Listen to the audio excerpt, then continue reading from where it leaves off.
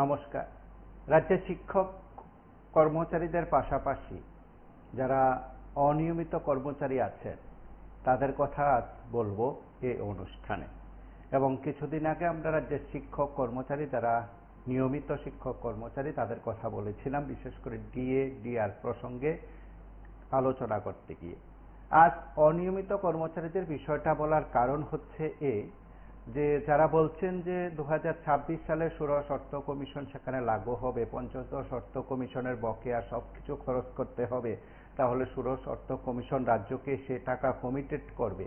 এই বিষয়গুলো রাজ্যের শিক্ষক কর্মচারী সমস্ত অংশের মানুষের কাছে প্রায় পরিষ্কার। এখন বিষয় হচ্ছে যারা অনিয়মিত কর্মচারী যারা আছেন, যারা আশা করছেন যে তাদের নিয়মিতকরণ করা হবে, বিশেষ করে যারা 10 বছর চাকরি অতিক্রম করেছেন, তার পাশাপাশি ফিক্সড পে কর্মচারী যারা আছেন তারা তো আছেনই, তার সঙ্গে এসএস এর বিষয়টা খুব গুরুত্বপূর্ণ। আগে সর্বশিক্ষা, এখন সমগ্র শিক্ষা। এই শিক্ষক কর্মচারী যারা আছেন তারা আগে ডিএ পেতেন, এখন ডিএ পাননি। আর সেই সময় তারা প্রতিশ্রুতি পেয়েছিলেন কিন্তু বাস্তবায়ন হয়নি। আর তারপর বর্তমান সরকারের সময়ে ঢালাও হারে প্রতিশ্রুতি দেওয়া হয়েছে, ডিও বন্ধ রয়েছে, এমনকি তাদের নিয়মিতকরণের সুযোগ আদৌ দেওয়া হবে কিনা সেটাও পরিষ্কার নয়। 2017 সালে এসএস এর যারা আমরণ অনশনে বসেছিলেন সেই সময় বিজেপির যারা নেতৃত্ব সেখানে গেছেন, তৎকালীন শাসকের বিরুদ্ধে যারা কথা বলছিলেন, ঠিক তাদের 7.5 বছরের আমলে এসএস এর ভাগ্য কি ফিরে গেছে, একেবারে উলটপালট হয়ে গেছে, বা তাদের ভাগ্যে কি আমূল পরিবর্তন এসে গেছে? এই কথাগুলো বোধহয় আজকের দিনে খুব গুরুত্বপূর্ণ।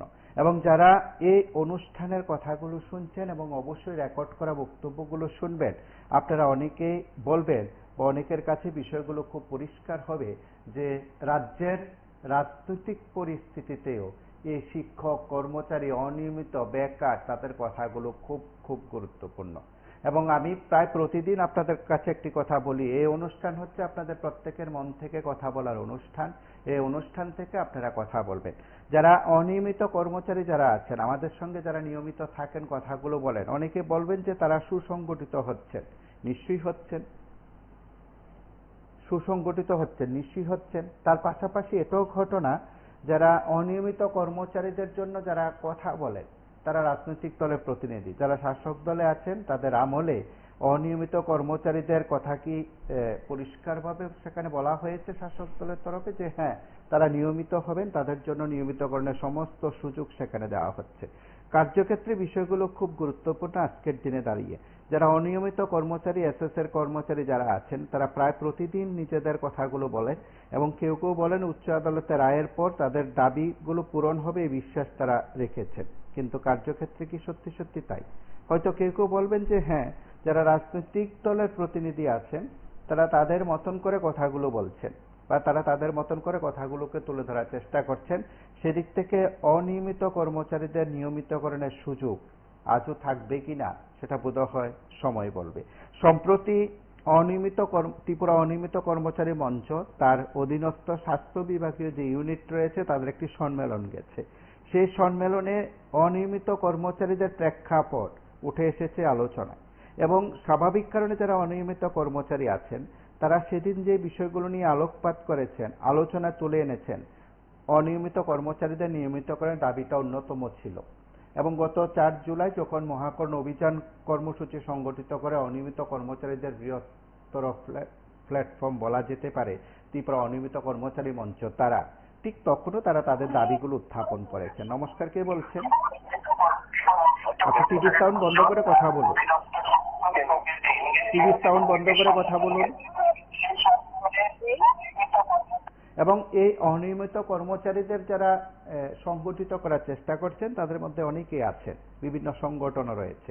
ঠিক এই অনিয়মিত কর্মচারীদের বৃহত্তর মঞ্চের কথা যখন বলা হয় বা বৃহত্তর মঞ্চের ব্যাখ্যা যখন দেওয়া হয় তখন বোধহয় অনেকে বলবেন যে হ্যাঁ, এই সময় বোধহয় অত্যন্ত গুরুত্বপূর্ণ একটি বিষয় হচ্ছে রাজ্যের অনিয়মিত কর্মচারী এবং তাদের ভবিষ্যৎ। নমস্কার, কে বলছেন?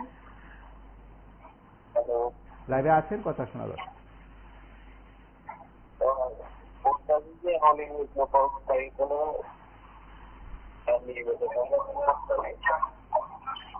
আপনি টিভির সাউন্ড বন্ধ করে কথা বলুন, সরাসরি অনুষ্ঠানে কথা বলুন, পরে রেকর্ড করে বক্তব্যগুলো শুনবেন।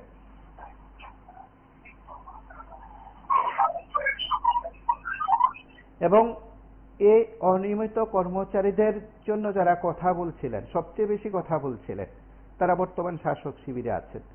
এখন এই শাসক শিবিরের মধ্যে থেকে যারা অনিয়মিত কর্মচারীদের কথাগুলো শুনছেন না, নিশ্চয়ই তারা তাদের অতীতের কথা মনে পড়বে যখন 2017 সালের আগস্ট মাসে ওরিয়েন্ট চমুনিতে এসএস এর সেখানে আমরণ অনশন কর্মসূচি সংগঠিত হয়েছিল। তখন তো তারা কথা দিয়েছিলেন, তৎকালীন সরকারের বিরুদ্ধে সুর চড়িয়েছেন, এবং যারা এসএস এর শিক্ষক কর্মচারী নেতৃত্ব যারা আছেন, সেই সময় যারা ছিলেন, এখনো যারা আছেন, তারা নিশ্চয়ই এটা বিশ্বাস করেন যে সে সময় তারা একটু বেশি বিশ্বাস করেছিলেন বিজেপি নেতাদের কথায়। নমস্কার, কে বলছেন? কথা বলুন। অনিয়মিত কর্মচারীদের তো একটা বিরাট একটা আশা দেখাইছিল বর্তমান সরকার সাধারণ নির্বাচনের আগে, যে অনিয়মিত কর্মচারী যারা আছে প্রত্যেককে নিয়মিত করা হবে, এবং যারা পিসতে চাকরি করছে তারা কইছিল যে পিস নামটাই আমরা রাখবো না, সবাই রেগুলার স্কেলে বেতন দেওয়া হবে। কিন্তু দেখা গেল 18 নির্বাচনের পরে এই প্রক্রিয়াটাই বাতিল করে দিত, কিন্তু দেখা গেল অনিয়মিত কর্মচারীরা আর নিয়মিত করার চেষ্টাও করে না। কিন্তু এখানে একজন কর্মচারী সংগঠনের একজন দালাল আছে, যেটা সমর রায়, ওনারা আমি দালাল বলে গণ্য করি। উনি আগে দেখতাম আগের সরকার থাকতে সরকারের বিরুদ্ধে অনিয়মিত কর্মচারীরা বিভিন্ন কথা করতো, দিয়ে নিয়ে কথা করতো, কিন্তু দেখা গেল এই সরকার আসার পরে উনার মুখে তালা পড়ে গেছে না, উনি জবানবন্দি জবান আর খুলতেছে না, উনারে আমরা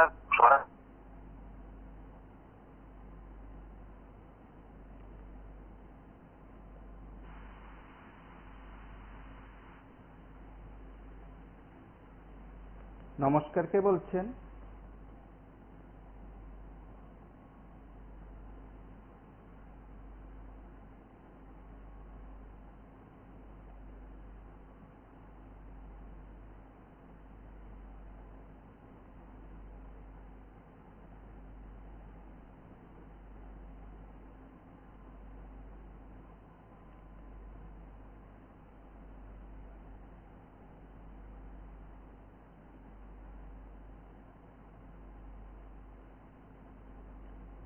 নমস্কার, কে বলছেন? এবং এই অনিয়মিত কর্মচারীদের মধ্যে যারা আছেন, বিভিন্ন সময় যারা কথা বলে, ঠিক তাদের মধ্যে অনেকে বিশ্বাস করবেন যে হ্যাঁ, তারা রাজনৈতিক দলের নেতাদের কথা বিশ্বাস করেছিলেন সে সময়, এবং তারপর যখন তারা নিয়মিত হচ্ছেন না, বিভিন্নভাবে তারা আবার যেন সংগঠিত হয়ে সেই কথাগুলো আরেকবার স্মরণ করে দেওয়ার চেষ্টা করছেন। বিভিন্ন সংগঠন নেতৃত্ব আছেন, এসএসএ আছে, তার পাশাপাশি অন্যান্য সংগঠন নেতৃত্ব আছেন, যারা বড় কর্মচারী সংগঠন নেতৃত্ব আছেন তারাও আছেন। তারা এই অনিয়মিত কর্মচারী এসএসএ সবার কথা বলছিলেন। সেদিন যখন অনিয়মিত কর্মচারী মঞ্চের স্বাস্থ্য বিভাগীয় ইউনিটের সম্মেলন হচ্ছিল, সেদিনও নেতৃত্ব বক্তব্য রাখছিলেন। আমরা তাদের বক্তব্য শুনবো, আপনাদের কথাও শুনবো। ত্রিপুরা অনিয়মিত কর্মচারী মঞ্চ এই রাজ্যের অনিয়মিত কর্মচারীদের দাবি দাওয়া নিয়ে লড়াই সংগ্রাম করছি। আমাদের দাবি প্রত্যেক অনিয়মিত কর্মচারীকে নিয়মিতভাবে করতে হবে, এটা অন্য কোনো গুরুত্বপূর্ণ দাবি, মূল দাবি। আমরা 4 জুলাই আগরতলা শহরে অনিয়মিত কর্মচারীদের ঐতিহাসিক মহাকর্ম অভিযান সংগঠিত করেছি, এবং সেখান থেকে আমরা রাজ্যের মুখ্যমন্ত্রীর কাছে এই প্রস্তাব দিয়েছিলাম। রাজ্যের মুখ্যমন্ত্রী আমাদের দাবিগুলো নিয়ে ইতিবাচক বিবেচনার আশ্বাস দিয়েছিলেন। আমরা মুখ্যমন্ত্রীর আশ্বাসের উপর ভরসা রাখছি। নমস্কার, কে বলছেন? অপেক্ষা করবো। নমস্কার, আমি কুমারঘাট থেকে বলছিলাম। হ্যাঁ, বলুন। আমি একজন এসএসএ বলছি। বলুন। বলতে চাচ্ছি এই টিভি24কে অসংখ্য ধন্যবাদ, আপনারা আমাদের সর্বশিক্ষার বিষয়টি উত্থাপন করছেন। কিন্তু আমি আমার একটা অপিনিয়ন বলতে চাই আপনাদেরকে বা আপনার দর্শকদের বলতে চাই, আজকে যে সময় দাঁড়িয়ে আপনারা যে অনুষ্ঠান করছেন বা আমরা যে অনুষ্ঠান দেখছি, আমার মনে হয় সেটা সম্পূর্ণ অপ্রাসঙ্গিক। এই কারণে, কারণ অলরেডি রাজ্য সরকার আমরা 2018-তে অনুষ্ঠান করছিলাম, তখন আজকে যারা সরকারে আছেন, তো ওই দিন তারা ওনারা বিরোধী দলে ছিলেন, তো ওনারা প্রতিশ্রুতি দিয়েছেন, 7.5 বছর এই প্রতিশ্রুতি পালন করেনি। তো আমরা, আপনারা জানেন যে আমরা দুবার হাইকোর্টের ডিভিশন বেঞ্চ থেকে আমরা রায় পেয়েছি যে আমাদের নিয়মিতকরণ করার জন্য। তো সেগুলোকে উপেক্ষা করে রাজ্য সরকার এখন সুপ্রিম কোর্টে আছে, আমরাও সুপ্রিম কোর্টে লড়াই করছি। তো আজকে এখান থেকে শোনার বা যারা আজকে সরকারে আছেন তাদের এখান থেকে শোনার বা শুনে কিছু রেক্টিফাই করার কোনো সুযোগ নেই, এই কারণ তারা অলরেডি আমাদের এগেইনস্টে অলরেডি সুপ্রিম কোর্টে মামলাকে নিয়ে গেছে। তো আমরা শুধু আপনাদের মাধ্যমে আমরা শুধু এই কথাই বলতে চাই, আমরা অত্যন্ত আশাবাদী ছিলাম যে এই সরকার আমাদের প্রতিশ্রুতি অনুযায়ী আমাদের নিয়মিতকরণ করবেন কোনো এক সময় হতো, কিন্তু আমরা অত্যন্ত হতাশ যে ওনারা ওনাদের দেওয়া প্রতিশ্রুতি গুলা মানে 100-র মধ্যে একও প্রতিশ্রুতি পালন করেননি ওনারা। তো আপনাদের মাধ্যমে আমি এই কথাই আমরা দর্শকদের কাছে বলতে চেয়েছিলাম। ধন্যবাদ।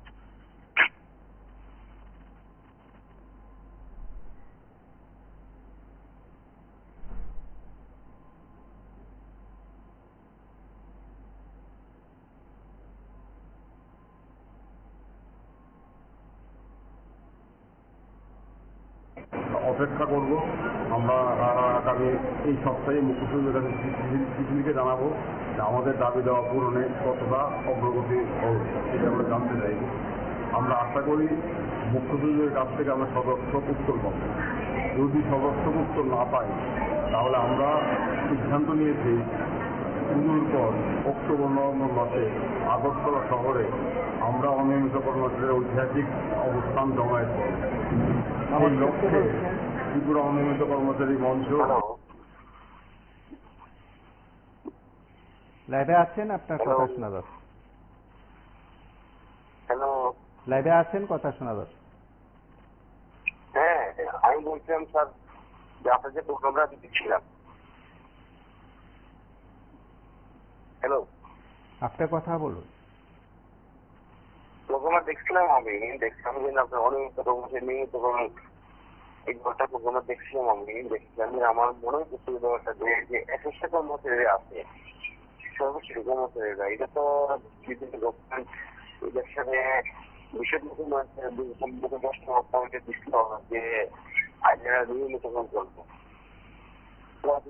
হাইকোর্টের রায় পাওয়ার পরও তার সুপ্রিম কোর্টে গেছে, তাহলে বিষয়গুলো মানে কি যেহেতু বিষয়গুলো বিচারগুলো করবো, তারপর আমরা হাইকোর্টের রায় পাওয়ার পরেও এরা শিক্ষা বসে যায় বিষয়গুলো অর্থ কিনা আমি একটু এগুলো কিন্তু আমরা বুঝেছি আর কি। আমার তো প্রয়োজন পড়ছে না। হ্যালো,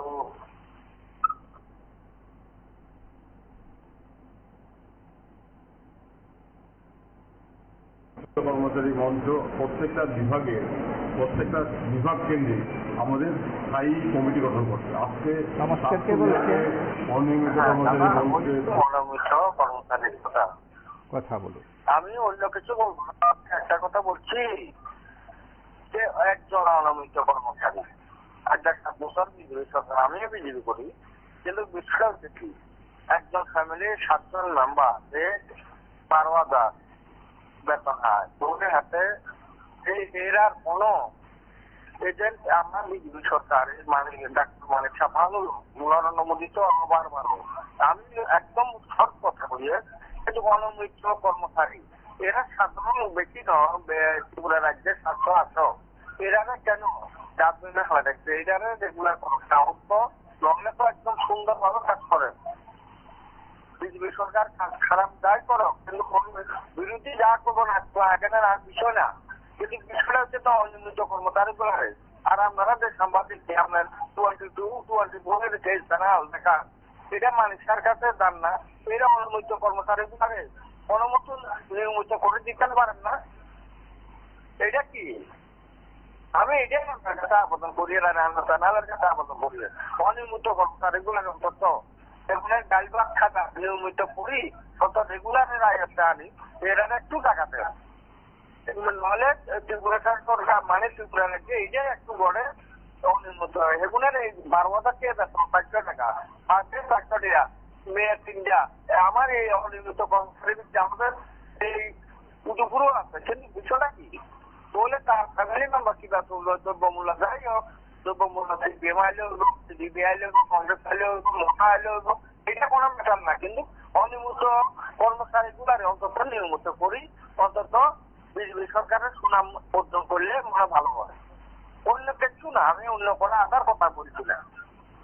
আমার কথাটা আপনার কাছে বিশেষভাবে প্রদান করিয়ে অন্তত ডাক্তার মালিকের কাছে এই সম্মানটা হক করেন, আর কিছু না। রাখি, নমস্কার।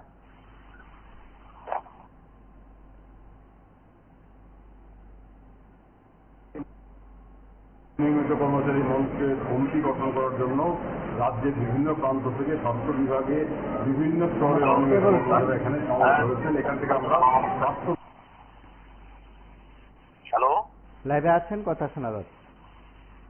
স্যার, দেখছিলাম চাকরিওয়ালাকে এই যে আপনার নিয়মিত করা আর তাদেরকে দিয়ে দিয়ে এত কিছু না বলে আমি সরকারের কাছে আবেদন করবো যাতে চাকরিওয়ালাকে একটা একটা টাকা ছাপাবার একটা মেশিন দেওয়া দরকার। তারা দুদিন বেহারে না চিল্লাচিল্লি আরম্ভ হয়। আমরা যে সাধারণ মানুষ গরিব মানুষ, পেটে খাওয়া আমার মানুষ, ওই আমরা চিল্লা আল্লাহ করি না। তারা দুদিন যায় হারে না, তাদের দিয়ে দিতে হইব, তমুক দিতে হইব, অমুক দিতে হবে, তারা দেখে চিল্লা আল্লাহ করে। তাহলে যত চাকরিওয়ালা কর্মচারী ভাই বোনেরা আছে তাদেরকে একটা একটা টাকা ছাপিয়ে মেশিন যাতে দেওয়া হয়, এটা আমার আবেদন থাকবো সরকারের কাছে। যত খুশি টাকা ছাপিয়ে ছাপিয়ে খরচ করো, আর আমরা গরিব মানুষ আঙ্গুল দিয়ে বসে থাকি। নমস্কার। এখান থেকে আমরা স্বাস্থ্য বিভাগীয় অনিয়মিত কর্মচারী মঞ্চে স্থায়ী কমিটি গঠন করব। একইভাবে আমরা বিভিন্ন দপ্তর ভিত্তিক স্থায়ী কমিটি গঠন করছি। অনিয়মিত কর্মচারীদের স্বাস্থ্য রক্ষা করা। আমি বলছিলাম অনিয়মিত কর্মচারীদের বিষয় নিয়ে, যারা দেখুন মানে বঞ্চিত অনিয়মিত কর্মচারীরা, ওনাদেরকে পাওয়া যাচ্ছে না। ওনারা দেখবেন শাসক সমর্থক কর্মচারী সংগঠন ওনাদের অনুকরণে, ওনাদের কি বলবো আনুগত্যে চলাফেরা করছে। আপনারা মিডিয়া বা যারা রাজ্য সরকারের কি বলবো কার্যপ্রণালী লক্ষ্য রাখে, ওনারা বিচলিত। সর্বশিক্ষা কয়েক বছর পূর্বে শুনেছিলাম কয়েকজন বাদে নাকি রেগুলারের মতো রেগুলার করা হয়েছে। তোমারও তো লাভ দিলেন মনে হয় কেমন? সবার বিনোদন ছিল, কিন্তু এরকম তো কথা ছিল না পূর্বে। হয়তো সুপ্রিম কোর্ট না হাইকোর্টের মানে পেতানিকে কিছুটা করেছিল। মানে সর্বশিক্ষা যে অভিযান, তারা একজন বাদে এবার বিভিন্ন দপ্তরে প্রচুর অনিয়মিত কর্মচারী আছে। কিন্তু 18 পরে যখন মনোরম 3 মার্চ 2018 পরে বছর যাওয়ার পরে যারা বিচক্ষণ তারা বুঝে গেছে বর্তমান যে শাসক জোট চলছে, মানে বাটপার, মানে এই ত্রিপুরা রাজ্যের ইতিহাসে এরকম বাটপার ছিল। তখন যারা বিচক্ষণ তারা কিন্তু বুঝে গিয়েছিল। অনেকেই মনে করুন রাজনৈতিক ব্যক্তিত্ব হোক বা কোনো যারা নেতৃত্বই হোক, অনেকে পিছিয়ে গেছে বা অনেক অন্য স্থানে চলে গেছে। তারপর তো 18 পরে দেখুন এই ফলাফল কি হলো বিধানসভা। তো এগুলি আমার কথা হলো, ওনারা কোথায় আছে যারা প্রত্যাশিত বঞ্চিত লক্ষ লক্ষ টাকা বছরে মানে সরকার কর্মচারীদের টাকা নিয়ে অন্য খাতে খরচ করছে।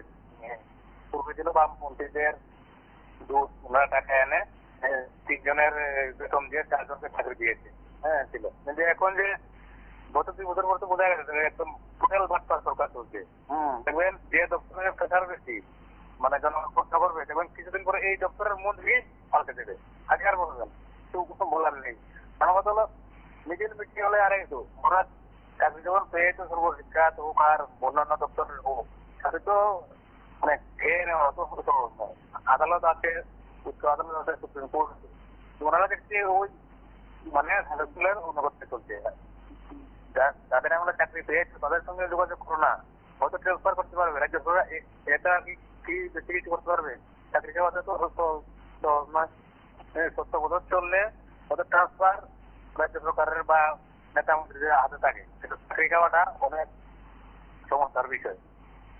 এগুলি হবে না, একদম নিশ্চিত থাকুন। হ্যাঁ, কারণ বিভিন্ন ভাবে কৌশল চলছে, তারপর রাজনৈতিক ডামাডোল সুচামাতি করে রাখছে। চিফ প্রশাসন করে রাখছে, প্রশাসন। হ্যাঁ, এগুলি মানে নিয়মিত হবে না। ওনাদের কপালে দুঃখ, বিচার করে অনেকেই ভোট দিয়েছিল। এটা তোমরা যদি বুঝে ভালো, না বুঝলেও ভালো। ধন্যবাদ।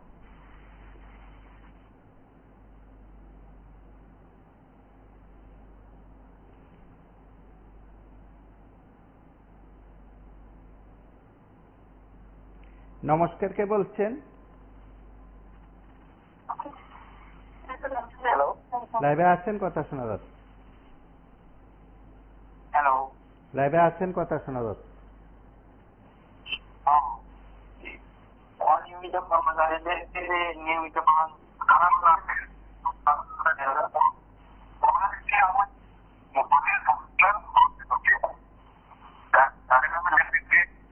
হ্যালো,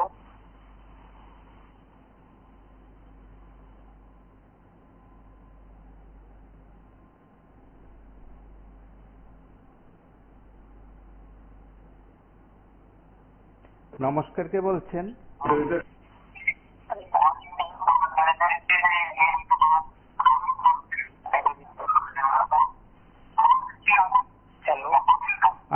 আপনার টিভির সাউন্ড বন্ধ করে কথা বলুন।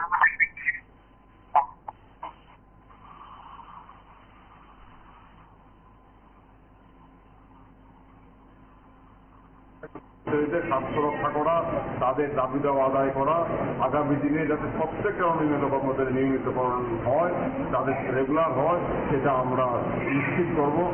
আমাদের আরেকটা লক্ষ্য হচ্ছে 21শে জুলাই 2018 সালে কালো সার্কুলারগুলো বাতিল করতে হবে, অনিয়মিত কর্মচারীদের নিয়মিত করার জন্য প্রকল্পগুলো চালু করতে হবে, স্কিম চালু করতে হবে, পার্ট টাইম ওয়ার্কারদের বিআরডব্লিউ করতে হবে, পাম্প অপারেটরদের সমস্ত দাবি দেওয়াগুলো পূরণ করতে হবে, তাদের বকেয়া ভাতা প্রদান করতে হবে। এই সমস্ত বিভিন্ন দাবি দেওয়াগুলো আছে। সেই লক্ষ্যে আমরা সংগঠনকে শক্তিশালী করছি। আমাদের একটাই বার্তা অনিয়মিত কর্মচারীদের প্রতি, যে আমাদের স্বাস্থ্য এক, এখানে অন্য কোনো প্রশ্ন নেই। আমরা একটাই প্রয়োজন, আমরা অনিয়মিত কর্মচারী, আমরা 7-8 বছর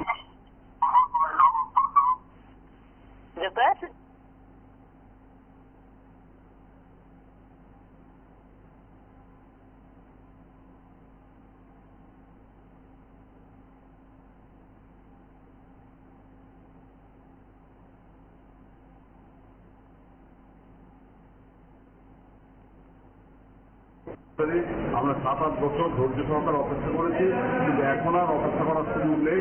আমরা 4 জুলাই মিটিং সমাবেশ করেছি। আমরা মুখ্য সচিবের আশ্বাসের উপর ভরসা রাখছি। আমরা আশা করছি এটা ইতিবাচক ঘোষণা আমরা পাবো। যদি না পাই, আমরা লড়াইয়ের জন্য প্রস্তুত, আন্দোলনের জন্য প্রস্তুত, কারণ আমাদের সামনে আর কোনো নমস্কার, কে বলছেন? ভরসা রেখে অনিয়মিত কর্মচারী বন্ধুরা আশায় বুক বেঁধেছিলেন। হ্যালো। লাইভে আছেন, কথা শোনা যাচ্ছে। হ্যাঁ, অনিয়মিত কর্মচারীদেরকে যে নিয়মিতকরণ করা হচ্ছে না, আমার মনে হয় এটা একদম মানে সরকারের একটা বদনাম হয়ে যাবে।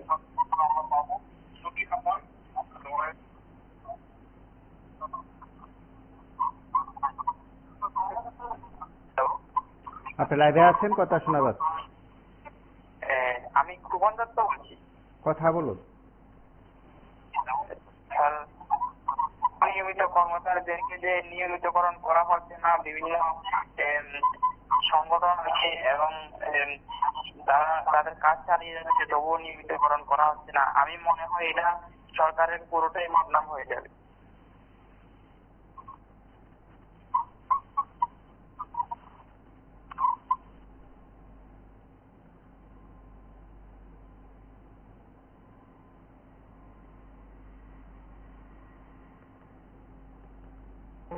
নমস্কার, কে বলছেন?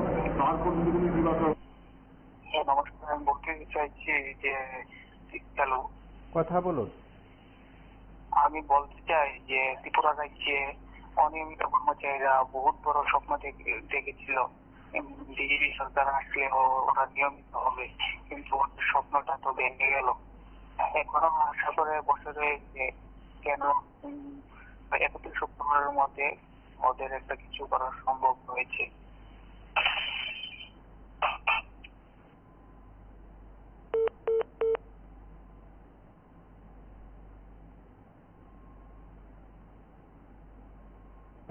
আশায় বুক বেঁধেছিলেন, কিন্তু আশা তো পূরণ হয়নি।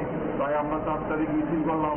মুখ্যমন্ত্রী আন্তরিকভাবে বললেন আমাদের দাবি দেওয়াগুলো তিনি ইতিবাচক দৃষ্টিকোণ থেকে বিবেচনা করবেন। আমরা মুখ্যমন্ত্রীর আস্থাকে বিশ্বাস করে অপেক্ষা করছি। আমরা এই পুজো অপেক্ষা করবো। তারপর যদি কোনো ইতিবাচক আর আমরা না পাই তাহলে আমরা আবার আন্দোলন হবে। এখন রাজ্যে প্রায় 40,000 বিভিন্ন স্তরের অনিয়মিত কর্মচারী আছে। নমস্কার, কে বলছেন? লাইভে আছেন, কথা শোনা যাচ্ছে। অনিয়মিত কর্মচারীদের নিয়মিতকরণের দাবি সর্বজন স্বীকৃত একটি গ্রহণযোগ্যতা দিই। কারণ জিনিসপত্রের দামের বৃদ্ধির সঙ্গে সঙ্গে সরকারি কর্মচারীদের বেতন একটা কমিশন সম্পর্ক হয়েছে। এই কারণে অনিয়মিত কর্মচারীদের নিয়মিতকরণের দাবিটি প্রাসঙ্গিক এবং খুবই অতি একটা বিশেষ তাৎপর্য দেবে। তাই এর ক্ষেত্রে শিক্ষা নিয়োগে একটি নির্দিষ্ট সময় হয়েছে এবং সেই কোর্টের রায় অনুযায়ী রেগুলার কর্মচারী নির্দেশিত দেওয়া হয়েছে সেই সময়। সেই সময়ে বামফ্রন্ট সরকার সেই কোর্টের রায় যে মেনে নেননি, ফলে এসএসএস শিক্ষক কর্মচারীদের আজকে এই দুর্ভোগের শিকার হতে হচ্ছে। স্যার, নমস্কার।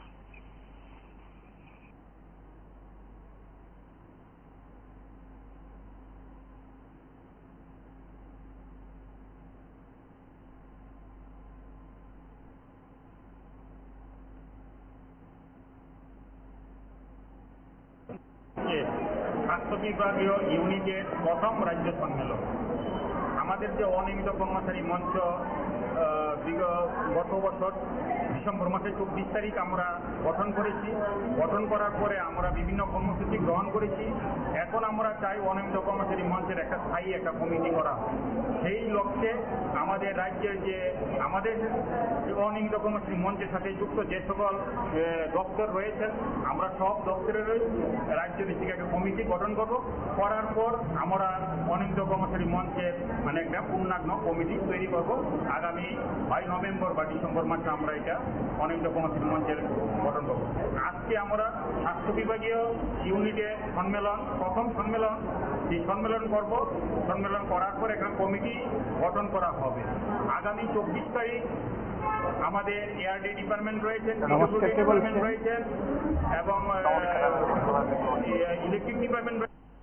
আপনারা আজকে যে প্রোগ্রাম করেছেন যে অনিয়মিত কর্মচারীদের নিয়মিতকরণ ব্যাপারে সরকারের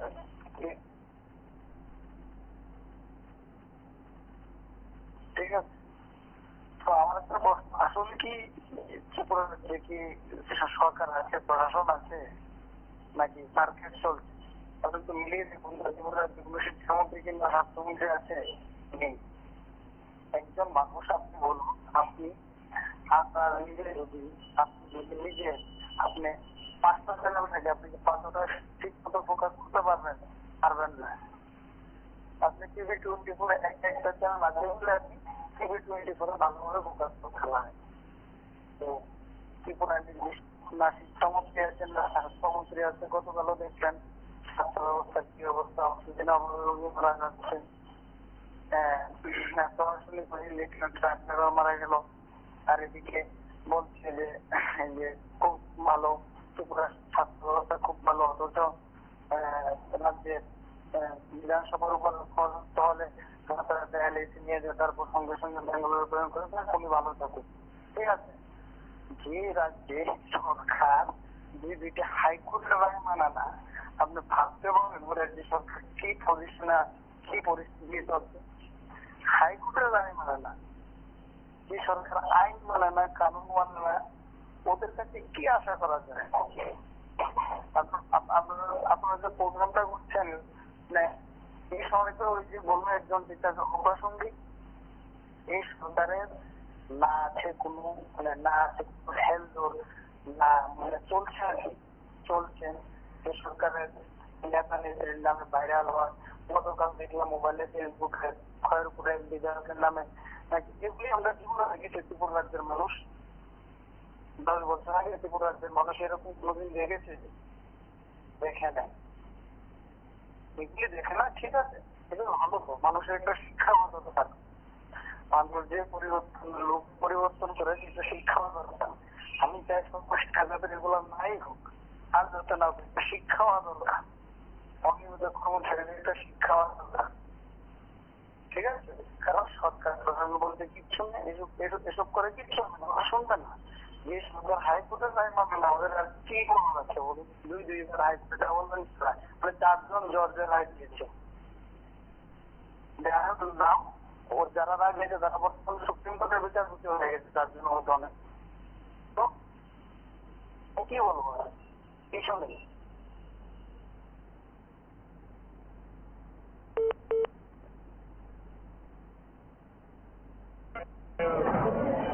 ইলেকট্রিক ডিপার্টমেন্ট রয়েছে এবং হ্যান্ডলুম ডিপার্টমেন্ট রয়েছে, সেই সকল ডিপার্টমেন্টের নমস্কার, কে বলছেন? রাজ্যভিত্তিক কমিটি গঠন করা হবে আগামী সেপ্টেম্বর মাসে 7 তারিখ। শিক্ষকতার সাথে জড়িত। প্রথমে আমি TV24 চ্যানেলকে অসংখ্য ধন্যবাদ জানাবো যে আপনারাই দেখেছি, যারা প্রত্যেকবারই আপনারা এই যে অনিয়মিত কর্মচারী আছেন যারা, তাদেরকে নিয়ে সবসময় তাদের নিয়মিত করা যায়, সরকার কিভাবে নিয়মিত করানোর উদ্যোগ নিতে পারে বা উদ্যোগ নেওয়ার ফলে এতজন শিক্ষককে উপকৃত হবে, সেটা আপনার বাংলার সরকার এখানে জানান। অসংখ্য ধন্যবাদ আপনাদেরকে, আপনাদের টিমকে। অ্যাকচুয়ালি দেখেন, ত্রিপুরা রাজ্যে যখন বিজেপি সরকার গঠিত হয়, আমাদের এই যে শিক্ষক যারা এখনো অবসর ক্ষেত্রে এবং যারা আছেন, তারা কিন্তু দীর্ঘ সময় ধরে বঞ্চিত। সেটা আমরা বলবো মানে আমাদের বর্তমানে যত কর্মচারী সংগঠন আছে, বিজেপি যখন ত্রিপুরা রাজ্যে প্রতিষ্ঠিত হয়, তখন কিন্তু কর্মচারী সংগঠন ছিল না, ছিল একমাত্রই মানে শিক্ষকের যে একটাই সংগঠন ছিল, সেটা কিন্তু সরকারের বিজেপি সরকারের পক্ষ হয়ে যে সম্মিলিত যে অনশন করেছে, সেখানে কিন্তু একমাত্র বর্তমান বিজেপি সরকার পক্ষে হয়ে এই একটা তারই কথা বলেছে। তো দেখা গেছে সম্পূর্ণ বিজেপি সরকার গঠন হওয়ার পর তা বলুন যত কর্মচারী আছে নিয়মিত আরেকটি সুবিধা পেয়েছে, কিন্তু একমাত্র বঞ্চিত হয়েছে তারা চুক্তিবদ্ধ সর্বশিক্ষা, বর্তমানে সমগ্র শিক্ষার সাথে জড়িত। তো সরকারের দৃষ্টিভঙ্গি কি ছিল? তখন ছিল যে যখন হাইকোর্টে রায় বেড়েছে, তখন বলেছিল যে প্রথমবার হাইকোর্টে যখন রায় বেড়েছিল, তখন বলেছিল যে তাদেরকে যাতে নিয়মিত করার যত সুযোগ সুবিধা থাকে সব জায়গায় করে। তখন কি করেছে সরকার এখানে স্কিম বানিয়েছে, যে স্কিমে নিয়মিত করার বঞ্চিত করা যায় সেরকম একটা স্কিম বানিয়েছে। এখানে কি দেওয়া হয়েছে, যারা জয়েনিং পূর্বে বিএড কমপ্লিট আছে তাদেরকে নিয়মিত করেছে। সংখ্যা কত ছিল? 2 জন। তারপর যারা কি বলেছে ট্যাগ কোয়ালিফাই করেছে, জয়েনিং এর পথে যারা ট্যাগ কোয়ালিফাই মানে হয়েছে, তাদেরকে নিয়মিত করানো হয়েছে। এরপরে কি হয়েছে,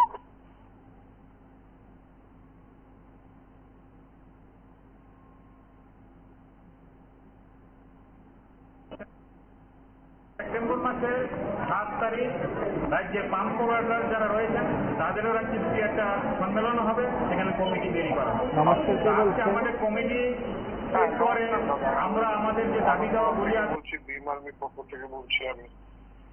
দেখুন, আমাদের ভারতবর্ষে সব দল জাতিবাদী, এই কথাটা আপনার মাইন্ড। কারণ কেন বলছি দেখেন, এখনো কংগ্রেস বলেন, সিপিএম বলেন, বিজেপি বলেন, তৃণমূল বলেন, সব দিকে আপনি বিবেক দিয়ে দেখেন, আপনার সাংবাদিক, এইখানে এসটি, এসসি, ওবিসি, মাইনরিটি, এই যে 4টা সম্প্রদায় আছে, চারটে সম্প্রদায়ের কোনো মূল্য নাই পার্টির কাছে, মূল্য নাই সরকারি কর্মচারী সংগঠনের কাছেও। আপনি দেখেন এসসি এসটি ওবিসি আমার কথা মিলে দেখেন মাইনরিটিস, তাহলে আমরা ভারতবর্ষের যতটি পার্টি আছে সবটি পার্টি জাতিবাদী দল, এবং তারা সম্পর্ক সব ঠিক আছে, কংগ্রেস বিজেপি সিপিএম।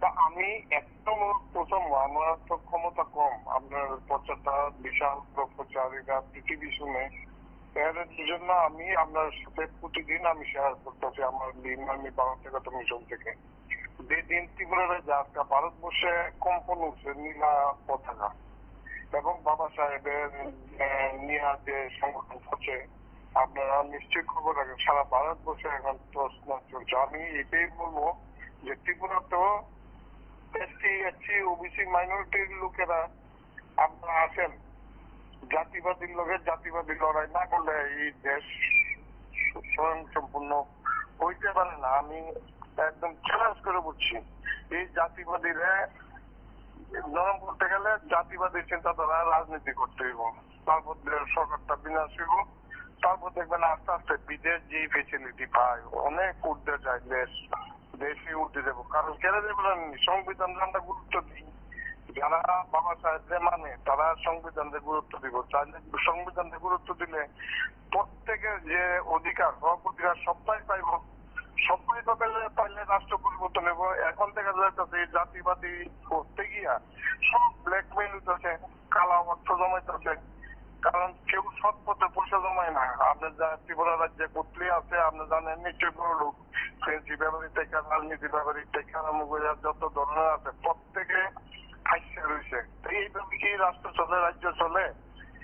ব্ল্যাকমেইল হয়েছে। তার লাগে করতেছি প্রত্যেকে আসেন, একটা সংবিধানের মাধ্যমে আমরা রাষ্ট্র গঠন করি, এবং নীলা জাতির সাথে আপনারা আসেন, এসসি এসটি ওবিসি মাইনরিটি সংগঠন দেখেন, রাজ্যে 5টা বছর আপনারা দেখেন রাষ্ট্র শান্তি হয় কিনা। 5 বছরে রাষ্ট্র পরিবর্তন হইব, এবং এই লাল ঝেন্ডা মাল ঝেন্ডা নিয়ে এটা ঘোরাঘুরি না নীলা ঝেন্ডা লিয়ে রাস্তা ঘুরেন, সত্তর ঘুরে এই বিজেপি সরকার কাঁপা আরম্ভ হইবে। নাহলে এই ত্রিপুরা রাজ্যে সারা ভারতবর্ষে কোন উন্নতি হবে না। এই হবে কালো টাকা জমাইবে, গোলাম হয়ে থাকবে, বেশি কথা বলতে পারবো না, মানে চুপচাপ চাপ পড়লেই।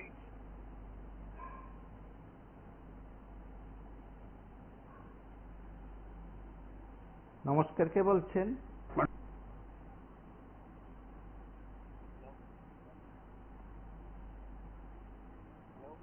নমস্কার, কে বলছেন?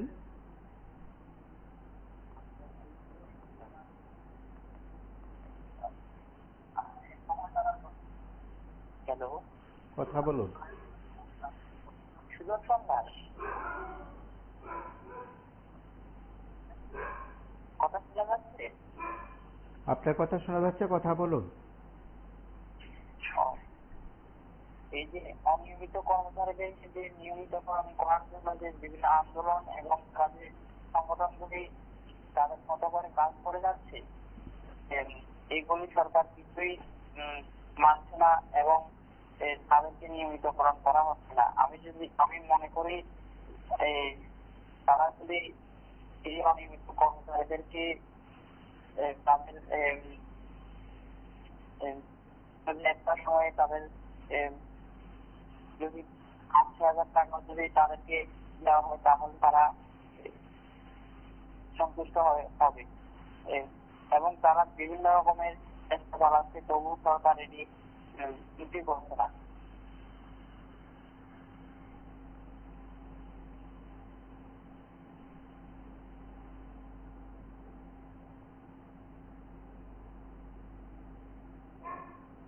মানে আমাকে যেহেতু আমি ইকোনমি স্টাডি করি, নমস্কার, কে বলছেন? আন্তর্জাতিক গেছি, ত্রিপুরা পক্ষে আজকে যে প্রেস কনফারেন্সটা করছি, কথা বলুন। বলছিলাম, হ্যালো লাইভে আছেন, কথা বলুন। হ্যালো, লাইভে আছেন, কথা বলুন। বলছি, হ্যালো। আপনারা জানেন যে কিছুদিন আগে রাজ্যের প্রাক্তন সাংসদ একদা বর্ষিয়ান কর্মচারী নেতৃত্ব অজয় বিশ্বাস তিনিও সাংবাদিক সম্মেলন করেছিলেন, এবং তিনি সাংবাদিক সম্মেলনে রাজ্যের শিক্ষক কর্মচারীদের যারা ফিক্সড পেতে টেট শিক্ষক আছেন সমগ্র বিষয়গুলো তিনি তুলে ধরেছিলেন। নমস্কার, কে বলছেন? বলতাম যে অনিয়মিত কর্মচারীদের নিয়মিত করা হয় না, হ্যাঁ, এটা তো 2018 সালে যে বিজেপি গভর্নমেন্টে হয়েছিল, ঠিক আছে, এখন তো হয় নাই, 7 বছর হয়ে গেছে, নিতে পারে নাকি পর্যন্ত।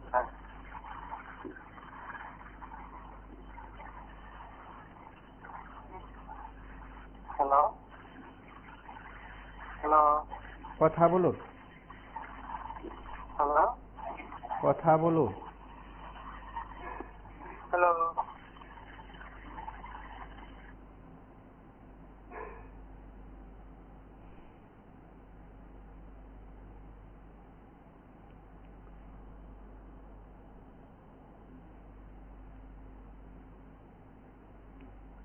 নমস্কার, কে বলছেন? হ্যালো লাইভে আছেন? কথা হ্যালো হ্যালো লাইভে আছেন, কথা শোনা যাচ্ছে।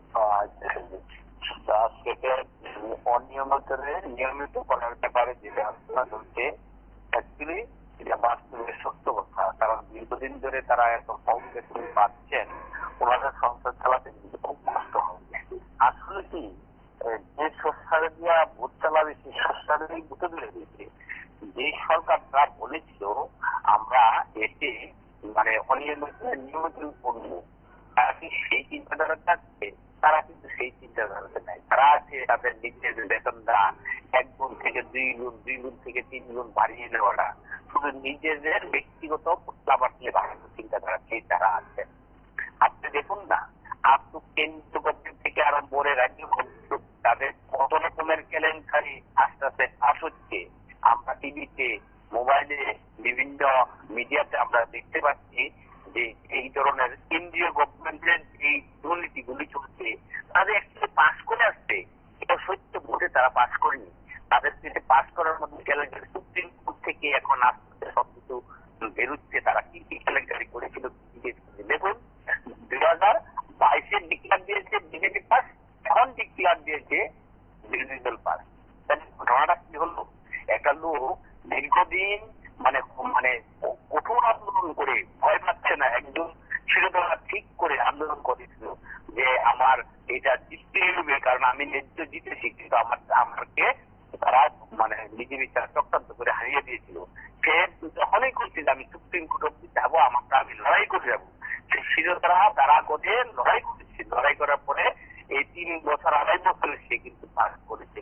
কতটুকু লড়াই, সেই রকম লড়াই যদি ভারতবর্ষের মানুষ না জানে, একজন লড়াই করলে হবে না, প্রত্যেকটি মানুষ বিজেপির বিরুদ্ধে সেই রকম লড়াই করলে অনিয়মিত করতে বাধ্য হবে সরকার। আর ঘরে বসে বসে আমরা লাভ করে নিয়মিত করলে বিজেপি কিন্তু চিরতরা লড়বে না, কারণ এরা কিন্তু ক্রিমিনাল। এরা কোনোদিনও মানে গরিব মানুষের দুঃখ তারা বুঝেনি, তাদের সমস্ত কাজটা ধনী মানুষদের ক্ষেত্রে। দেখুন না, চাকরি বাকরি যত হচ্ছে আমরা দেখতে পাচ্ছি, ম্যাক্সিমাম গরিব ধনীদের মধ্যে চাকরি হচ্ছে। গরিবদের কিন্তু একেবারে মাঠে মারা গেছে। গরিবদের জন্য কিছু নেই ত্রিপুরাতে, ভারতবর্ষে, সারা ভারতবর্ষে গরিবদের জন্য কিছু নাই। সমস্ত ধনীদের জন্য, তাদের চাকরি বাকরি থেকে বড় লোকদের জন্য, যাই তাদের পরিকল্পনা থাকে সবগুলি বড় লোকদের জন্য।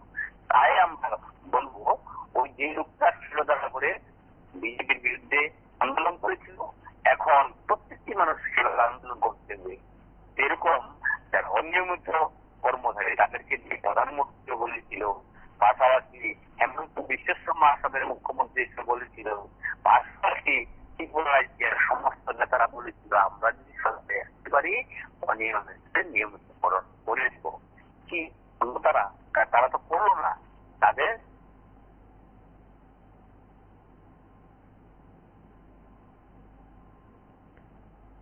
নমস্কার, কে বলছেন?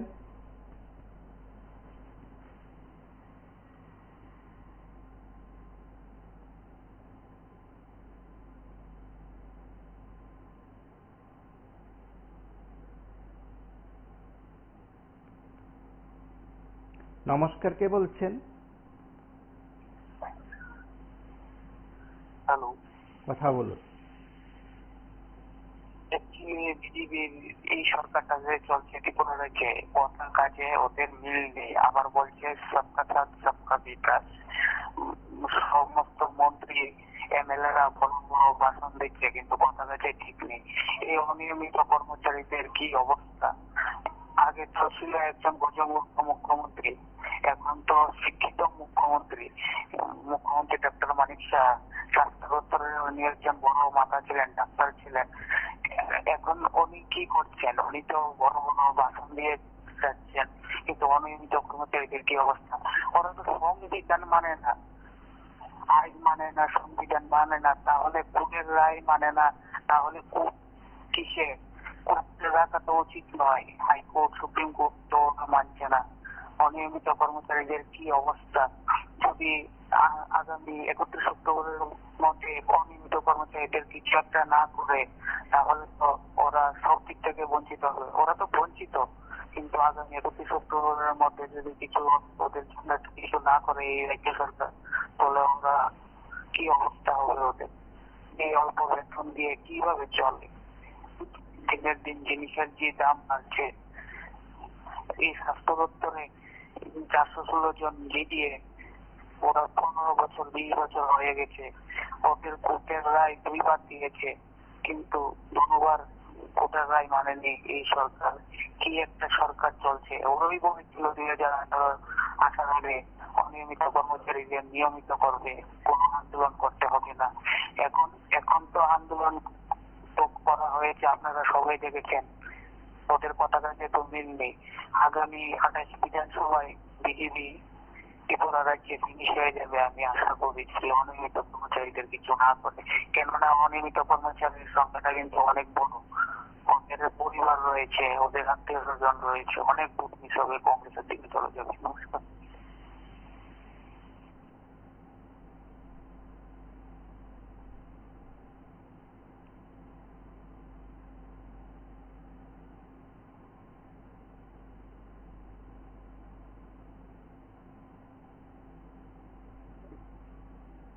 পক্ষে আজকে যে প্রেস কনফারেন্সটা করছি, এবং এটা মোটামুটি ইকোনমিক্যালি ত্রিপুরা কিভাবে অর্থনীতিগতভাবে পেছিয়ে গেছে এই ব্যাপারটা আমি বলতে চাইছি। যে চায়না হোক বা এই দেশই হোক, প্রত্যেকটায় অর্থনীতিটা যেটা ডেভেলপ করে সেটা হচ্ছে বাজার অর্থনীতি। ডেভেলপ করবে, ট্যাক্স পাবে। এটা সারা পৃথিবীর সব জায়গায়, এমনকি কমিউনিস্ট কান্ট্রিতে। ত্রিপুরা তো, ইন্ডিয়া তো তাই, ইন্ডিয়ার ইকোনমি তাই। কিন্তু ত্রিপুরায় এসে এই ইকোনমি কিন্তু টোটালি কোলাপস করেছে। এখানে আমি কোনো পার্টি বলছি না, কোনো ব্যক্তিগত অ্যাটাক করছি না। বামফ্রন্টের সময়ে দীপেন্দ্রবাবুর আমল থেকে কিন্তু এটা গোলমাল শুরু হয়।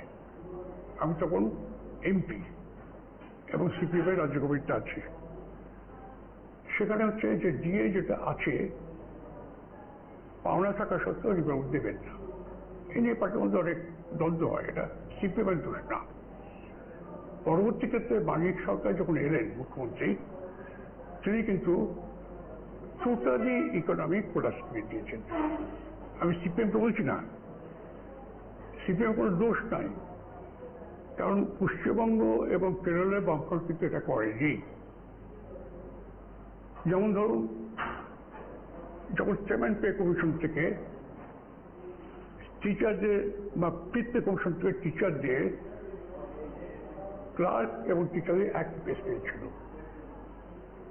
কিন্তু টিচারদের যেহেতু বেতন না বাড়ালে খুব যারা ভালো মেধাবী স্টুডেন্ট, এই যুবক যুবতীদের টানা যাবে না। সেন্ট্রাল গভর্নমেন্ট ডিসিশন নিল যে টেট পরীক্ষা দিতে হবে, এবং ফিফথ পে কমিশন থেকে সেখানে কিন্তু টিচারদের পে স্কেল করোনি থেকে 3-4 ধাপ উপরে তুলে দিল।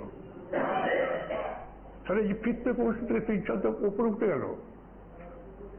একমাত্র ত্রিপুরাতে ছাড়া সর্বত্র ক্ষেত্রে চালু করে দিয়েছে, সর্বত্র ইজ এ ডকুমেন্ট। তাহলে ফিফথ পে কমিশন থেকে টিচাররা 3 ধাপ উপরে পে স্কেল পাচ্ছে। এবং আমি ডিটেলে যাচ্ছি না। তাহলে একজন করোনি যদি ঢুকে সে আপনারা যদি শুনলেন আপনার রাজ্যের প্রাক্তন 20,000 সাংসদ কর্মচারী নেতা অজয় বিশ্বাসের কিছুটা বক্তব্যের অংশবিশেষ। সেদিক থেকে রাজ্যে শিক্ষক কর্মচারী অনিয়মিত সমগ্র শিক্ষার যারা আছেন শিক্ষক কর্মচারী সকলের কথাই অনুষ্ঠান থেকে উঠে এসেছে। সেদিক থেকে সরকারের কাছে বিষয়গুলো অনেক আগে থেকেই আছে। সরকার কি করবে সেটা তো সরকারই জানে। আজ এ পর্যন্তই। নমস্কার, শুভরাত্রি।